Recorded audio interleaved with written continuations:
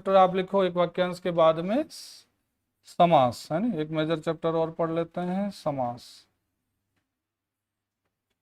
समास से जुड़े भी प्रश्न अच्छे खासे पूछे जाते हैं परीक्षा में। इसमें ज्यादातर कुछ रटना नहीं है, सारी चीजें समझने वाली है। समास के अंदर ध्यान रखना, आपको शब्द रट के नहीं जाने हैं, बल्कि एक एक समास की अच्छे से थीम समझनी है। और दूसरा तरीका ये समझना है कि समास वाले चैप्टर से प्रश्न किस प्रकार के पूछे जाते हैं। अब इसमें कितने तरह के प्रश्न बनते हैं, तो इनकी परिभाषाओं से प्रश्न बनते हैं, इनके उदाहरणों से प्रश्न बनते हैं, इनके प्रकारों से प्रश्न बनते हैं, इनके शाब्दिक अर्थों से प्रश्न पूछे जाते हैं। तो पहली बात कि समास जो शब्द है, तो इस समास शब्द का शाब्दिक अर्थ क्या होता है। छोटे छोटे बिंदु लिखते जाना, पहले बता सकते हैं समास का शाब्दिक अर्थ क्या होता है। क्योंकि अभी तक अपन जो भी पढ़ रहे हैं, सबसे पहला प्रश्न अपना क्या है, शाब्दिक अर्थ। पहले तो इस शब्द का अर्थ जानेंगे, फिर इसकी क्या जाननी है, परिभाषा जाननी है, फिर आप इसके प्रकारों की बात करेंगे, फिर प्रकारों की परिभाषाएं, और फिर उसके उदाहरण। ऐसे क्रमबद्ध तरीके से समास के बारे में सारी जानकारी होनी चाहिए। तो पहला प्रश्न है, समास शब्द का शाब्दिक अर्थ क्या होता है। पहले आपने पढ़ा है कि शब्द किसे कहते हैं, बताओ शब्द किसे कहेंगे, जिसका कोई ना कोई क्या होता है, अर्थ। अर्थ है तो क्या है, शब्द, और अर्थ नहीं है तो उसको अपन शब्द नहीं कह सकते। तो समास को हम क्या कह रहे हैं, शब्द। तो शब्द कह रहे हैं, इसका मतलब इसका कोई ना कोई क्या होगा, अर्थ हो। बताओ शब्द भाषा की किस प्रकार की इकाई है, पहले पढ़ा है। शब्द भाषा की किस प्रकार की इकाई है, नहीं लिखवाया है। तो कैसी इकाई है, छोटी भी नहीं। शब्द भाषा की किस प्रकार की इकाई है, तो आधारभूत। भाषा की आधारभूत इकाई ही क्या है, शब्द। और एक दूसरी बात और लिखवाइए कि अर्थ की दृष्टि से भाषा की छोटी से छोटी इकाई कौन सी है, शब्द। और अर्थ की दृष्टि से भाषा की बड़ी से बड़ी इकाई कौन सी है, वाक्य। अर्थ की दृष्टि से बड़ी पूछे तो वाक्य, और अर्थ की दृष्टि से छोटी पूछे तो क्या है, शब्द। और दूसरा, भाषा की आधारभूत इकाई भी क्या है, शब्द। और शब्द की परिभाषा में क्या याद रखना है, शब्द किसे कहते हैं, बताओ शब्द किसे कहोगे। तो वर्णों का कैसा मेल, सार्थक। तो वर्णों का सार्थक मेल ही क्या कहलाता है, शब्द कहलाता है। ठीक है। अब पहली बात लिखो नंबर 1 कि समास शब्द का शाब्दिक अर्थ क्या होता है। तो पहला लिखना, समास का शाब्दिक अर्थ, समास का शाब्दिक अर्थ। और समास का शाब्दिक अर्थ क्या होगा, बोलो क्या कहोगे। हम इसे कह सकते हैं छोटा रूप, छोटा रूप, संक्षेप, संक्षेप, मिलाप, या आप इसको कह सकते हो समाहार।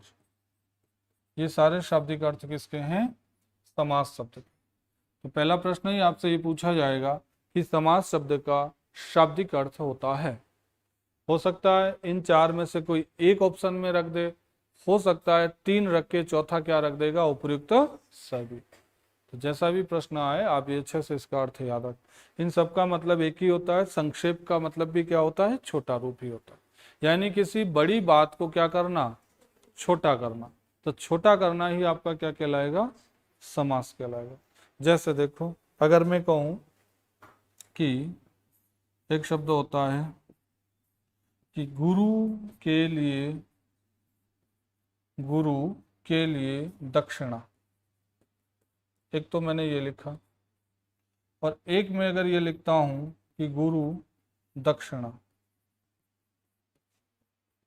अब इसमें बड़ा कौन सा, छोटा कौन सा, गुरु के लिए दक्षिणा क्या है, बड़ा, और गुरु दक्षिणा बड़े का कौन सा रूप हो गया, छोटा। तो ये जो आपका छोटा रूप दिख रहा है, ये छोटा रूप ही क्या कहलाता है, समास। और ये जो रूप आपको दिख रहा है, ये आपका क्या कहलाएगा, विग्रह। तो टॉपिक अपन क्या पढ़ते हैं, समास विग्रह। तो समास में तो छोटा होता है और विग्रह में क्या होता है, बड़ा। तो ये स्पष्ट हो जाता है कि समास का शाब्दिक अर्थ क्या होता है, छोटा रूप होता है। तो पहली बात, पहला प्रश्न यहां से पूछ सकता है शाब्दिक अर्थ से। दूसरा लिखो, समास के कोई अन्य नाम होते हैं? समास को किसी और नाम से पुकारा जा सकता है क्या? अगर पूछ ले कि समास का अन्य नाम निम्न में से है, या पेपर में समास न लिखकर समास की जगह कोई किसी और शब्द का प्रयोग कर सकता है, क्या कहोगे? सामासिक। और अपन क्या कह सकते हैं सामासिक के अलावा? तो लिखो नंबर 2, दूसरा बिंदु लिखो, समास को समास को समास को सामासिक सामासिक समास को सामासिक पद या समस्त पद,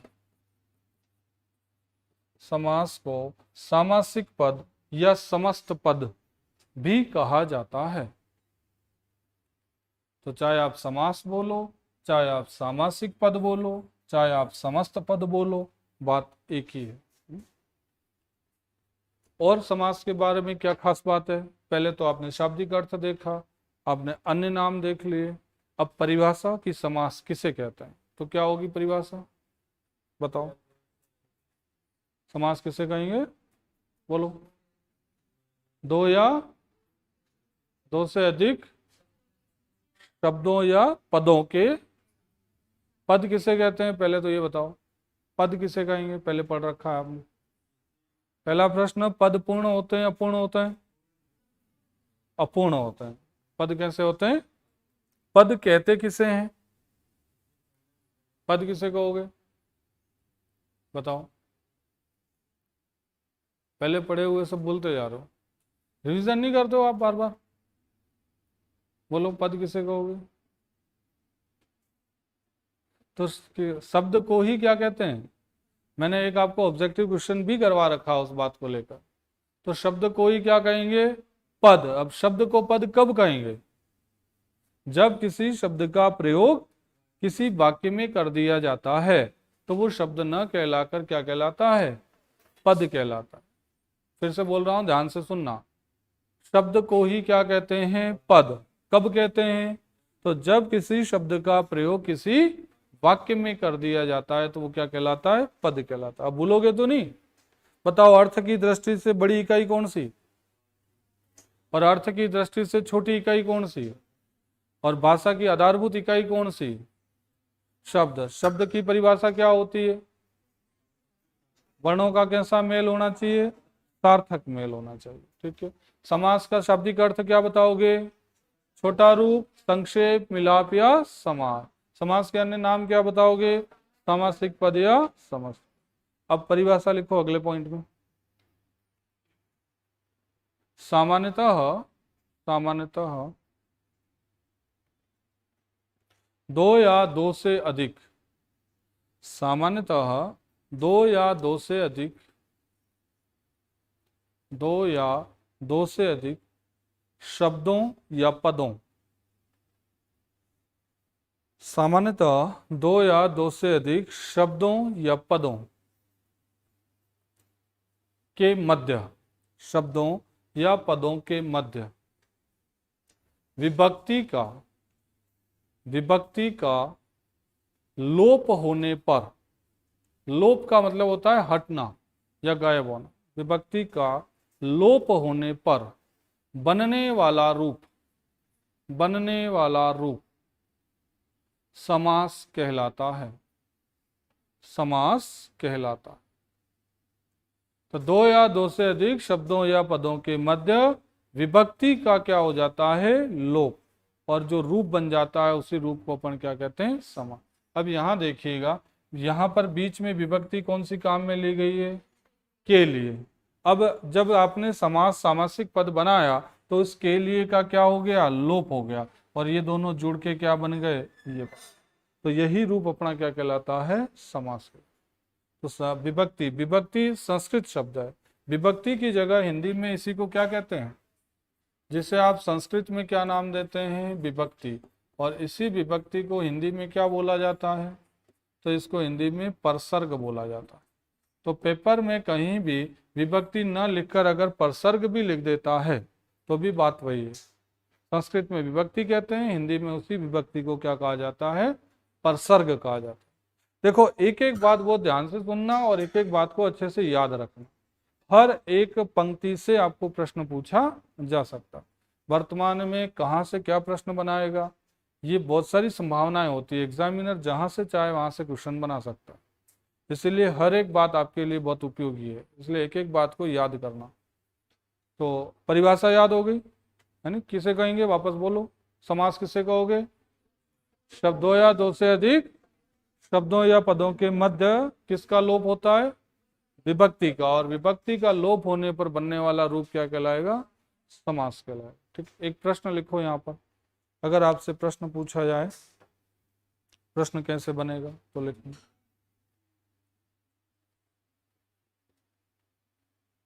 समास समास समास के भेद होते हैं, समास के भेद होते हैं। एक प्रश्न है, समास के भेद होता है। दूसरा, इसके पहले ऑप्शन लिख दो, ऑप्शन लिखो 5, 5, 6, 5,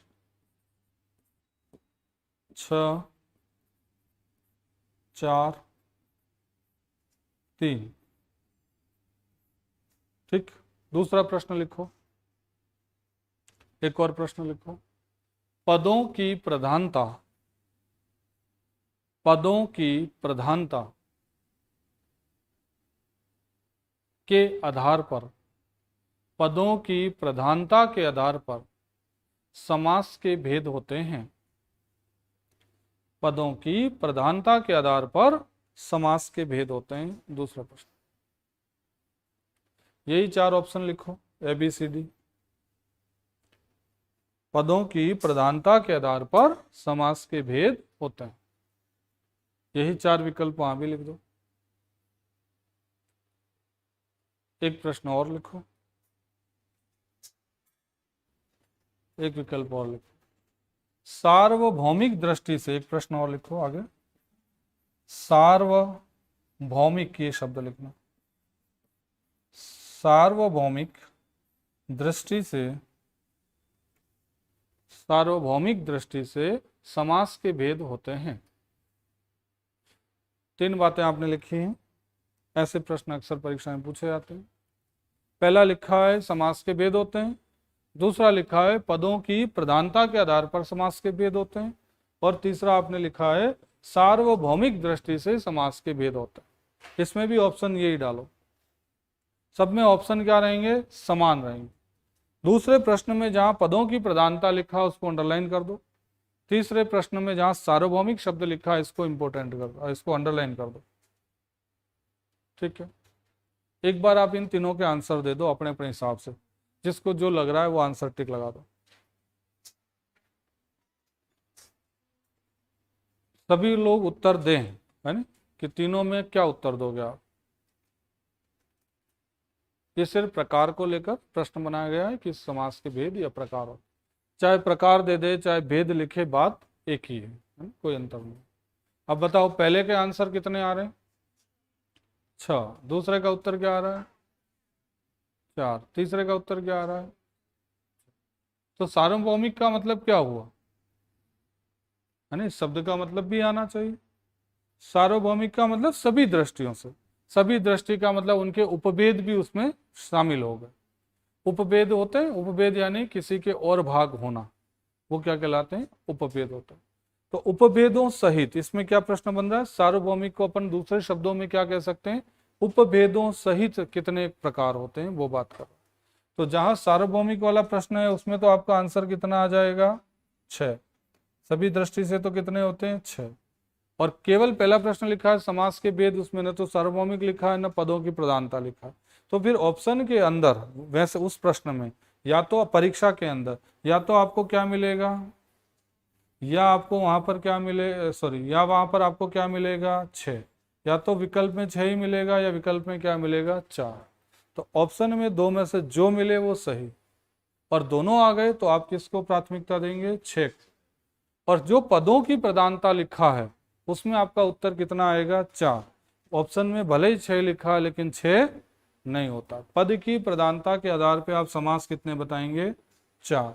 और सार्वभौमिक दृष्टि से आप समास कितने बताएंगे? 6। ठीक है, दोनों आंकड़ों में कंफ्यूज मत होना। अभी मैं आपको अलग अलग बता रहा हूं कि 6 कौन से होते हैं और 4 कौन से होते हैं। अगला एक पॉइंट लिख दो पहले।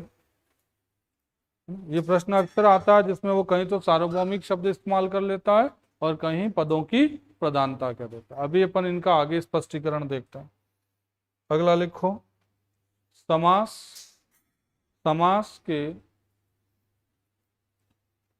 समास के संदर्भ में महत्वपूर्ण तथ्य। अब समास से संबंधित कुछ महत्वपूर्ण बातें याद रखें। एक पहले अलग से एक ऑब्जेक्टिव क्वेश्चन लिख दो, नीचे 5-6 लाइन छोड़ के एक प्रश्न लिख दो। फिर मैं जो तथ्य लिखवाऊं इस तथ्य में से आपको उसका उत्तर देना है। एक ऑब्जेक्टिव क्वेश्चन लिख दो अलग से, जिसमें लिखना समास के संदर्भ में असत्य कथन बताइए। प्रश्न क्या है? समास के संदर्भ में असत्य कथन बताइए। इसमें ऑप्शन ए में लिखो, समास से आशय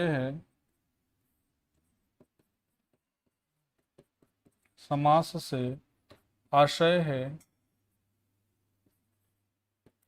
छोटा रूप। समास से आशय है छोटा रूप। ऑप्शन बी में लिखना, ठीक, समास में कम से कम एक पद होना अनिवार्य है। समास में कम से कम एक पद होना अनिवार्य है। सी में लिखो, पदों की प्रधानता की दृष्टि से पदों की प्रधानता की दृष्टि से समास के 4 भेद होते हैं। 4 भेद होते हैं। और ऑप्शन डी, समास को समस्त